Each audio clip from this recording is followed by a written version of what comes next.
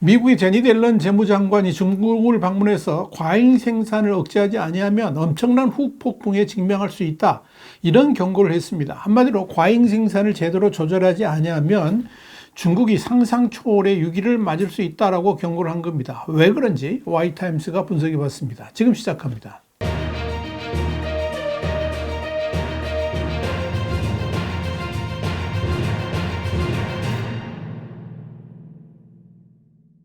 로이터 통신은 7일 앨런 장관이 리창 총리와의 회담 모두 발언에서 중국의 산업 과잉 생산을 억제해야 된다 그러면서 미국과 중국이 양국의 복잡한 관계를 책임감 있게 관리할 의무가 있다. 이렇게 말했다라고 보도를 했습니다. 지난 4일 엿새 동안의 방중 일정을 시작한 앨런 장관은 5일과 6일 중국 남부 광저우에서 허리펑 중국 부총리와 만나서 미국이 중국에 대해 가진 최대 불만인 과잉 생산과 불공정 관행 등의 문제를 논의하기 위한 미중 추가 회담 개최에 합의했습니다. 앨런 장관은 이날 회담에서 중국이 내수 침체 상황에서 태양광 패널과 전기차 등을 중심으로 저가 제품을 해외로 밀어내는 디플레이션 수출에 나서고 있다라고 비판하면서 이 중국이 이에 대한 적절한 조치를 취하지 않는다면 엄청난 후폭풍에 직면할 수도 있다. 이렇게 말한 겁니다. 앨런 장관이 이렇게 중국발 공급 과잉 문제를 지적한 것은 중국의 디플레이션 수출이 단기적으로는 세계 소비자들에게 당근이 될 수 있지만 이로 인해서 글로벌 경제가 피폐해질 수 있다는 것이고 이 때문에 글로벌 국가들이 중국에 대해서 무역 통제를 하게 되면 역으로 중국 경제가 수렁으로 빠져들면서 통제 불가능의 파산 상황이 올 수도 있다. 이걸 경고를 한 겁니다. 문제는 중국발 과잉 생산으로 인한 밀어내기 수출과 관련한 후폭풍이 이미 거세지고 있다는 겁니다. 중국의 대표적인 과잉 생산 제품은 전기차, 태양전지, 2차전지 등입니다. 이 중국이 내수 소비를 넘어선 과잉 생산으로 인해 가지고 재고가 넘치게 되니까 이 글로벌 시장의 헐값으로 내다 팔고 있는 겁니다. 심각한 것은 이런 중국산 덤핑 제품을 그대로 방치하게 되면 과거 유럽 태양전지 업계처럼 자국 친환경 제조업 기반이 줄줄이 무너질 수도 있다는 점입니다. 그래서 이런 위기감 때문에 미국과 유럽은 중국에서 수입되는 값싼 전기차와 태양전지, 2차 전지에 대한 본격적인 대응에 나서고 있다. 이렇게 보시면 됩니다. 앨런 장관이 중국에 경고하는 것도 바로 이 부분입니다. 중국의 과잉 생산 뒤에는 중국 당국의 보조금이 자리 잡고 있고 이에 따라서 중국 내 기업들이 자국 내 소비를 뛰어넘을 정도로 과잉 생산을 하게 되는 것으로 판단을 했습니다. 이런 차원에서 EU 집행위원회도 4월 3일 중국 국유 태양광 업체인 룽지위능과 상하이 전력그룹에 대한 불공정 보조금 조사에 돌입한다라고 발표한 겁니다. EU는 중국산 전기차에 대해서도 정부 보조금 조사를 진행 중입니다. 그런데 유럽도 이렇게 강경 대응을 할 수밖에 없는 것이 현재 상황을 그대로 방치하게 된다면 유럽 시장이 중국에 예속될 수 있기 때문에 그런 겁니다. 당장 중국산 전기차와 태양전지 등이 시세보다 20% 싼 이 가격을 무기로 빠르게 시장을 점령하고 있습니다. 실제로 전기차의 경우에 지난해 중국산이 차지하는 비중이 무려 19.5%나 됐고 이대로 방치한다면 올해는 25%까지 상승할 것으로 추정됩니다. 더 심각한 것은 태양전지로 인해 가지고 이 유럽에서 판매되는 태양전지의 97%가 수입품이고 그중 75%가 중국산입니다. 이 정도면 이미 중국산 태양전지가 유럽을 장악했다라고 보면 됩니다. 중요한 건 이런 중국산 태양전지를 이대로 둔다면 유럽 태양전지 제조업체는 줄파산할 수밖에 없다 하는 겁니다. 미국과 유럽이 이렇게 중국산 제품들에 대해서 쌍심지를 켜고 통제하는 데는 이런 과잉 생산 수출 뒤에 중국의 음흉한 흉계가 숨겨져 있다고 보기 때문입니다. 다시 말씀드려서 일단 중국 당국이 보조금까지 줘가면서 이미 중국 수요를 초과할 만큼의 생산을 하게 만들고 그만큼 저렴하게 생산된 제품들을 미국이나 유럽에 수출하게 함으로써 해당 국가들의 관련 산업을 일단 초토화시켜 버리겠다. 이런 구상을 하고 있고요. 이를 통해서 중국에 의지할 수밖에 없도록 만들겠다는 겁니다. 실제로 중국 당국은 이런 중국 내 기업들에 대해서 정책 보조금 지급은 물론이고 특혜 융자에다가 저렴한 공장 부지 제공까지 무한 지원을 하고 있습니다. 이런 혜택을 바탕으로 이 글로벌 시장의 덤핑 제품들을 쏟아내고 있는 겁니다. 이것이 바로 불공정 무역이라는 것이 미국과 유럽의 주장입니다. 앨런 장관이 중국 당국을 강력하게 질타한 것도 이 공급 과잉 상태인 중국산 제품을 세계 시장으로 밀어내면서 국제 상품 가격과 생산 패턴을 왜곡시켜서 미국을 비롯한 전 세계 각국의 회사와 이 근로자들의 생존을 위협하고 있다. 그러면서 이것이 중국 당국의 책략이 아닌가 이렇게 따진 겁니다.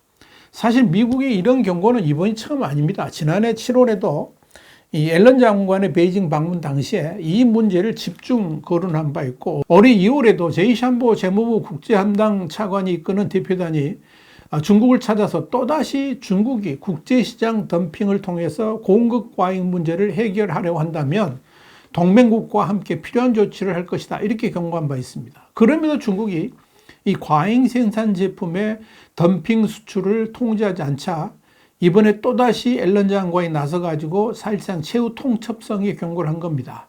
상황이 이렇기 때문에 미국과 유럽 그리고 중국 사이에 경제 대충돌이 올 수 있다는 경고들이 나옵니다. 이것이 바로 소위 제2차 차이나 쇼크입니다. 전 세계는 이미 1990년대 후반부터 2000년대에 걸쳐서 중국이 값싼 경공업 제품들을 세계 시장에 쏟아내면서 차이나 쇼크를 경험한 바 있습니다. 물론 값싼 중국 제품 때문에 인플레이션이 일부 완화된 측면이 있긴 하지만 이로 인해서 미국과 유럽 등의 경공업 중심의 제조업 기반이 완전히 무너졌습니다. 우리나라 역시 차이나 쇼크로 인해 가지고 심각한 피해를 본 적이 있습니다. 이런 기억이 있기 때문에 두 번 다시 차이나 쇼크를 당하지 않겠다 하는 결의가 미국과 유럽에서 불거지고 있는 겁니다. 이런 제2의 차이나 쇼크를 막는 방법이 바로 이 중국산 제품에 대한 수입 규제입니다. 물론 중국도 이런 문제점을 인식하지 못하고 있는 건 아닙니다. 시진핑 주석은 작년 말에 중앙경제공작회의를 열었는데 일부 업종의 공급 과잉 문제를 도전과제 중 하나다 이렇게 꼽은 바 있습니다. 그러나 그렇게 일단 발언 한번 한 것으로 모든 대책은 끝났습니다. 후속 정책 전개가 전혀 없었고 오히려 이들 제품들을 수출 효자 상품이라고 시켜 세우기까지 했습니다. 이는 이 중국의 과잉 생산에 대해서 문제의 심각성을 전혀 인지하지 못하고 있고 이 문제가 가져올 후폭풍을 사실 깨닫지 못하고 있다 이렇게 봐야 할 겁니다. 이런 상황에서 미국 당국 특히 앨런 장관이 여러 차례 과잉 수출에 대한 경고를 중국이 하고 있는 것이고 이번에는 최후 통첩성 발언까지 했다는 것은 미국도 이에 대해서 엄중하게 다룰 것임을 예고하고 있다 이렇게 보시면 될 겁니다. 그런데 이런 문제와 관련해 가지고 자유아시아 방송은 지난 5일 사우스캐롤라이나 대학교의 경영대학원의 시에티안 교수의 말을 빌어서 중국이 과잉 생산 제품들을 무리하게 수출 시장으로 내보내는 근본적인 이유는 중국이 외화를 얻기 위해서 수출해야 되기 때문이다. 그러면서 중국 공산당은 실업률이 증가하는 것을 원하지 않기 때문에 과잉 생산이라는 것을 알면서도 생산 능력을 줄이고 싶지 않고 더불어 과잉 생산된 제품들을 자국 내에서 소화시킬 수가 없기 때문에 수출을 강요할 수밖에 없는 상황이다. 이렇게 짚었습니다. 그래서 중국 당국이 과잉 생산된 제품임에도 보조금을 지급하면서 수출을 강력하게 독려하고 있는 것이고 이런 수출의 부수적 효과로 글로벌 시장에서 해당 산업들을 초토화시킬 수 있다고 판단하기 때문에 이렇게 적극적인 지원을 하고 있다고 본 겁니다. 미국에서 활동하는 독립시사평론가인 정슈광도 자유아시아 방송에 수출의 목을 매다는 이 중국 경제의 지금 모습은 사실 경제적 차원의 문제가 아니라 이미 정치적 문제가 되어버렸고 특히 내수 경제가 부진한 상황에서 수출의 확대를 통해서 시진핑의 정치적 자산을, 정치적 입지를 획득하려는 것으로 보인다. 이렇게 평가를 했습니다. 그런데 주목할 건 이런 과잉 생산된 중국산 제품의 후폭풍이 한국에도 해일이 돼가지고 덮쳐오고 있다는 점입니다. 이미 세계 전기차 시장 1위에 등극한 비아디가 올해 한국에 출시할 계획을 가지고 있고요. 세계 TV 시장 2위에 오른 TCL도 한국 상륙을 본격적으로 준비하고 있습니다. 특히 알퇴시 그러니까 알리, 테무, 쉬인의 이커머스 시장은 이미 한국 시장을 사실상 점령해 버렸습니다. 그런데 눈여겨볼 것은 이 중국산 제품들의 한국 시장 장악 공식입니다. 자국에서 1위를 차지하고 시장이 포화 상태에 이르면 곧장 한국 상륙을 추진합니다. 유럽이나 미국 시장은 규제 사항이 많지만 한국은 유별나게도 중국산 제품에 대해서는 아무런 제약이 없습니다. 참으로 이해가 안 가는 것은 일본산 제품에 대해서는 쌍심지를 켜면서 소위 죽창가를 부르면서 불매운동도 하고 그랬지만 희한하게도 중국산 제품에 대해서는 완전 무장 해제입니다. 중국 당국이 입버릇처럼 말하는 호혜 관계도 전혀 적용되지를 않습니다. 우리 정부도 지난 3월 국내 온라인 유통시장을 결합하는 이 알리익스프레스, 테무, 쉬인 등의 중국 온라인 쇼핑 플랫폼에 대해서 강력 대응에 나서겠다 이렇게 말은 합니다만은 그야말로 만시지탄이고 더불어 어떻게 대응하는지 두 눈 부릅뜨고 지켜봐야 될 것입니다. 이미 지난 2월 기준 알리의 사용자는 818만 명으로 쿠팡이 이어서 두 번째로 많고요. 테무, 쉬인의 사용자까지 합치면 1467만 명에 이릅니다. 이는 1년 새 4배로 늘어난 수치입니다. 이들 중국 쇼핑 앱들이 벌써 짝퉁과 불량품은 물론이고 국내 유통이 금지된 유해 제품까지 팔아서 논란이 되고 있습니다. 심지어 이들은 국내 기업보다도 우월적 혜택까지 받고 있습니다. 말이 됩니까? 국내 업체가 해외에서 물건을 들어올 때는 관세, 부가세 이거 다 냅니다. 그리고 안전 인증도 받아야 됩니다. 그런데 중국 플랫폼은 규제에서 비켜나 있습니다. 아무런 규제가 없이 규제 사각지대를 지금 보이고 있는데 당국이 이걸 반드시 해소해 가지고 해외 사업자도 국내 사업자와 동일하게 규제를 적용할 수 있도록 해야 될 겁니다. 이뿐 아닙니다.